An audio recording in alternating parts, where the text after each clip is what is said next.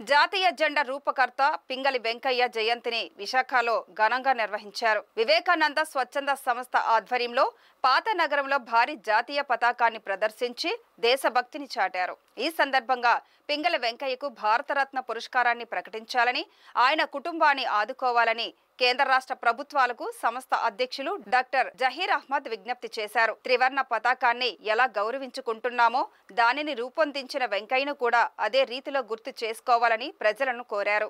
గాంధీ గారు పింగళి వెంకయ్య గారిని అడిగినప్పుడు ఈ జెండా ఏదైతే మనం ఈ రోజు చూస్తున్నామో దాన్ని రూపకల్పన చేసిన మహామనిషి పింగళి వెంకయ్య గారు. కానీ దురదృష్టకరమైన విషయం ఏంటంటే ఏదైతే రూపకల్పన పింగళి వెంకయ్య గారి ద్వారా జరిగిందో, ఏదైతే ఈరోజు వాడవాడల ప్రతి ఆఫీసులోనూ కానీ, ప్రతి చోట కానీ, ప్రతి జంక్షన్లో కానీ, దేశమంతటా కానీ మనం వందనం చేస్తున్నామో, మనం గౌరవిస్తున్నామో, అలాగే ఆయనకి భారతరత్న ఇవ్వాలని మోడీ గారికి కూడా లెటర్ రాయటం జరిగింది.